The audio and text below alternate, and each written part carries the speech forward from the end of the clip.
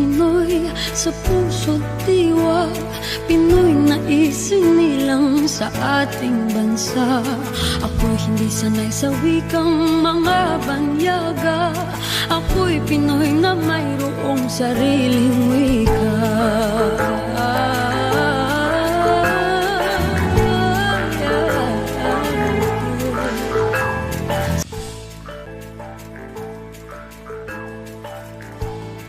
In my opinion, the real essence of being a Filipino is by being kind-hearted and humble.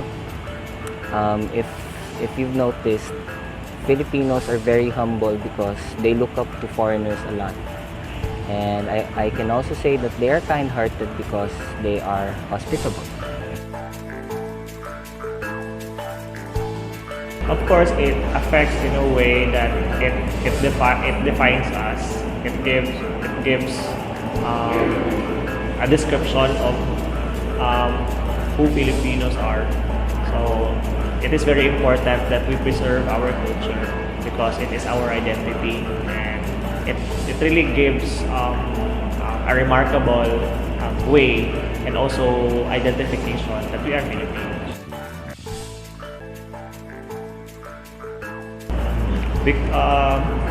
It has a significance once we know the culture because we're able to know what are the things that we have to do and the things that we should not do.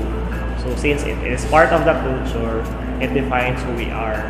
And in that culture, that becomes our boundary on how we deal with people and how we deal with ourselves. So it really improves our self-esteem and also gives us confidence of what's really our identity. Sagat Jose Rizal, nooy nagwika. Siya ay nagpangaral sa ating bansa. Ang di raw magmahal sa sariling wika ay higit pa ang amoy sa mabawang isda. Wikang pambansa ang gamit kong salita. Bayan kong sinilangan, hangad ko lagi ang kalayaan. I am proud as a Filipino because of a lot of achievements given by Filipinos and how we really do something just to overcome problems that we encounter in every way, even though we are in a third world country, but still we compete and we always have the name on the list when it comes to global competition. So that makes me proud as a Filipino, and so that is why even as a teacher, I still don't have the point of view or an idea of going out of the country. It's because I know that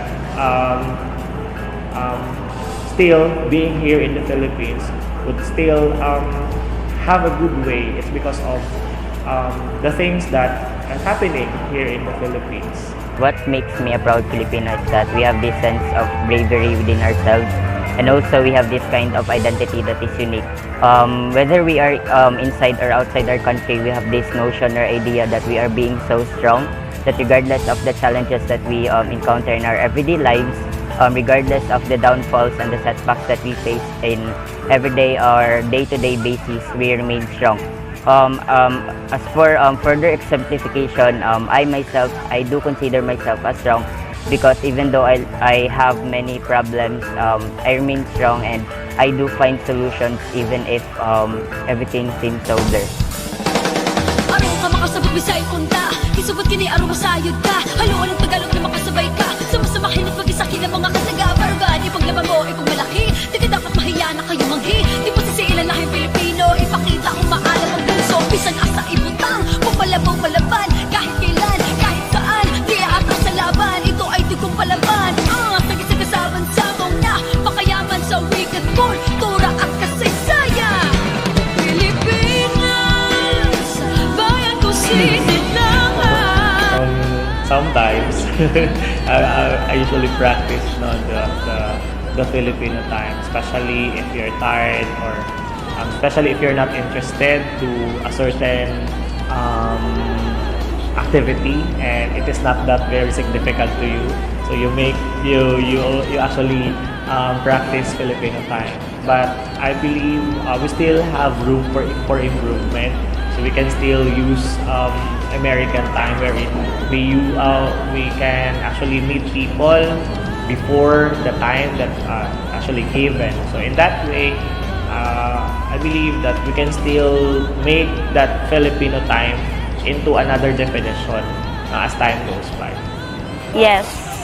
Since I observed from my parents sa my colleagues, pag naami sabot kanang muraganig unfair kay sa ako magsayo ko, then kanang 1 hour late day sila. So the next time, to be fair, kanang muna lang sa akong buhaton, since kanang na-adapt na po na ako na nga culture sa ako ang mga sa nakapalibot sa ako mo to na ako na po nagamit na po na ako to siya. So I really adapt kanang Filipino time nga kanang late na jud kay ko moabot. Dili jud ko motuman sa sabot.